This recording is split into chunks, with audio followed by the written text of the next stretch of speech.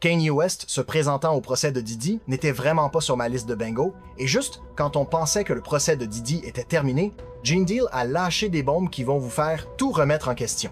On parle de chambres d'hôtel à Vegas, d'allégations de plans à trois et de cassettes qui pourraient mettre fin à des carrières. Alors, abonnez-vous, likez et restez jusqu'à la fin parce qu'on va examiner ces 4 revendications choquantes. Qui est Gene Deal? Et pourquoi tout le monde l'écoute soudain comme s'il détenait les dossiers du FBI? Eh bien, Gene Deal a fait des déclarations choquantes sur le podcast Art of Dialogue.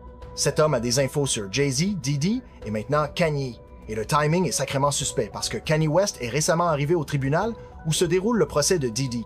Ce n'était pas juste une visite au tribunal au hasard. Le nom de Kanye a été mentionné dans le procès de Diddy par une témoin appelée Jane Doe. Elle a décrit un incident impliquant un rappeur marié, et cette description pointait directement vers Kanye. Le lendemain de l'apparition de Kanye au tribunal avec Diddy, une vidéo est devenue virale, montrant le char de Kanye arrivant à l'emplacement de Diddy à Los Angeles, littéralement en train de le soutenir. C'est le même Kanye qui avait traité Diddy de Fed, indicateur du FBI. Maintenant, ils sont de nouveau meilleurs amis? Allez, Gene Deal est sur le point de bouleverser toute cette histoire, car ses allégations contre Kanye vont révéler pourquoi il défend vraiment Diddy. Voici où ça devient gênant. Gene prétend que Kanye organisait ses propres freak-offs. Ce n'était pas une simple accusation de fête. L'incident de Vegas dont Jane Doe a témoigné, elle a décrit avoir assisté à un événement à Las Vegas avec Kanye et sa femme dans une chambre d'hôtel avec d'autres couples. Ils auraient regardé des moments intimes avec une travailleuse du sexe. On parle d'allégations sérieuses ici. Jane explique les freak-offs. Jane était à Vegas, invitée, soi-disant, par Kanye West et sa femme. Ils sont allés voir des spectacles, ont dîné, et plus tard dans la nuit, ils sont allés dans une chambre d'hôtel où il y avait d'autres couples et d'autres personnes.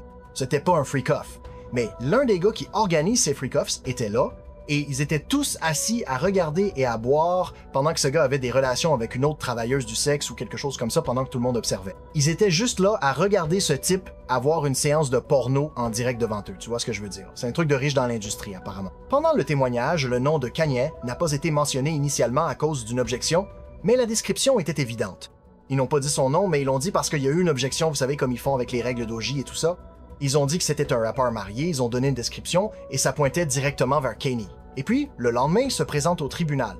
On est passé de Kanye faisant de la musique religieuse à, soi-disant, organiser des événements qui choqueraient votre pasteur. Allez Kanye, qu'est-il arrivé à Jesus Walks? Jane ne s'est pas arrêté là, il se demande si cela relève du crime fédéral. C'est là que les choses deviennent vraiment sérieuses. Gene demande, Kanye payant des travailleuses du sexe pour se produire devant lui et ses amis, est-ce que ça pourrait être considéré comme du trafic sexuel? Au départ, il pensait que Vegas rendait cela légal. Kanye West paie des travailleuses du sexe pour avoir des relations devant lui et ses amis. N'est-ce pas du trafic sexuel? Mais c'était à Vegas. Je pense que ça pourrait être légal à Vegas. Mais un spectateur l'a corrigé. Et ça change tout. Ils ont dit que la prostitution n'est pas légale à Las Vegas. Las Vegas est dans le comté de Clark, où la prostitution n'est pas légalisée. Si vous vous engagez dans du trafic sexuel là-bas et que vous vous faites prendre, vous irez en prison. Donc si c'est vrai, on ne parle pas d'une zone grise, on parle de crimes fédéraux.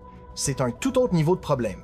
Juste quand on pense que ça ne peut pas devenir plus explosif, Gene lâche une bombe sur Kim Kardashian.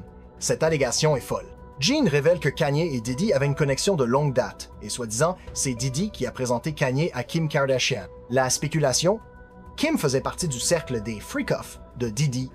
Ça change complètement le récit autour de Kim, non? Gene dit que Kanye était le protégé de Diddy, même lorsqu'il était chez Rockefeller Records. Il était en quelque sorte le protégé de Diddy à l'époque, même s'il travaillait avec, comment vous appelez ça?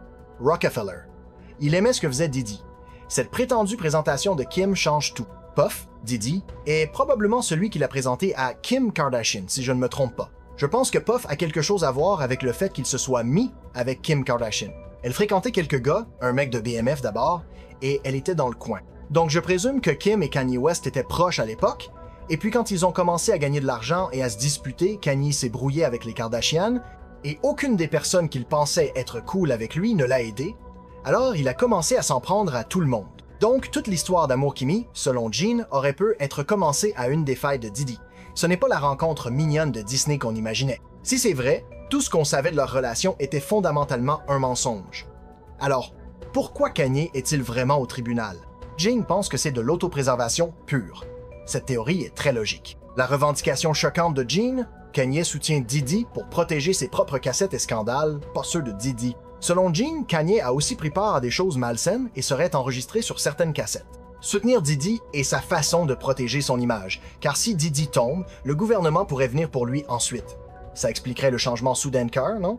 La théorie de Jean sur les vraies motivations de Kanye, le gouvernement pourrait s'en prendre à lui, alors il devient un allié de Diddy. Mais tous ceux qui sont autour de lui vont tomber, mec, c'est fou!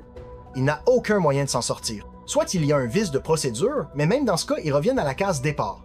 Ça ne veut pas dire qu'il sort de prison, il fixe juste une autre date de procès.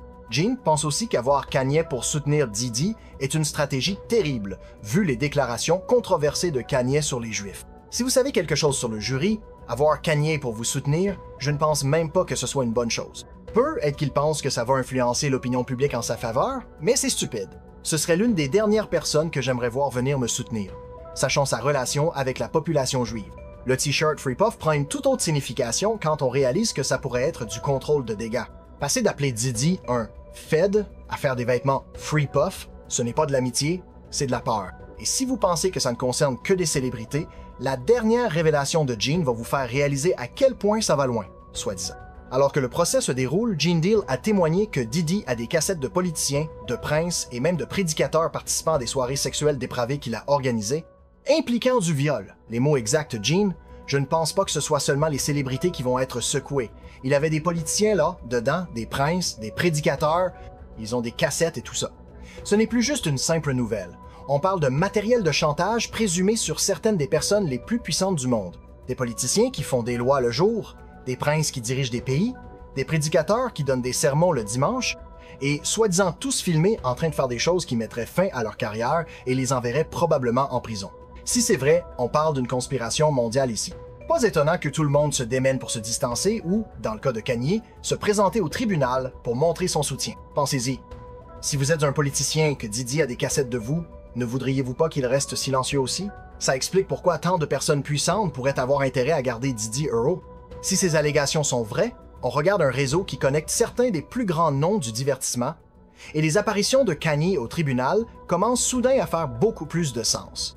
Que Gene Deal soit un lanceur d'alerte crédible ou quelqu'un cherchant l'attention, ses revendications sont assez sérieuses pour être discutées dans un tribunal fédéral. Et le fait que Kanye soit passé d'appeler Diddy un Fed à se présenter avec un char gospel, ce n'est pas du développement de caractère, c'est du contrôle de dégâts. La chronologie ne ment pas. Alors, qu'en pensez-vous? Je pense que c'était juste une mise en scène pour que Kanye se pointe là-bas. Si tu sais quelque chose sur les juries, avoir Kanye pour te soutenir, je ne pense même pas que ce soit une bonne idée, mais peut être qu'il pense que ça va influencer l'opinion publique en faveur de Diddy. C'est stupide. Ce serait l'une des dernières personnes que je voudrais voir venir me soutenir, sachant sa relation avec la communauté juive et ce qu'il a dit sur eux. Pourquoi tu ferais venir ce mec au tribunal pour parler en ton nom? Et la femme qui a témoigné qu'il était impliqué dans une des soirées freak-off de Diddy, c'est la même femme qui est la mère d'un enfant d'un rappeur célèbre, c'est ça? Ouais, c'est Jane, tu ne peux pas mentionner son nom, mec. Elle a un enfant avec un rappeur connu, c'est ce qu'ils ont dit au tribunal. C'est du 50, 50. Tu peux probablement deviner de qui il s'agit. Est-ce que Gene Deal expose la vérité sur le côté sombre d'Hollywood, ou est-ce juste une autre théorie du complot qui devient incontrôlable? Et plus important encore, si Kanye se protège vraiment, qu'est-ce que ça dit sur ce qu'on ne sait pas? Laissez vos pensées dans les commentaires car cette histoire est loin d'être terminée.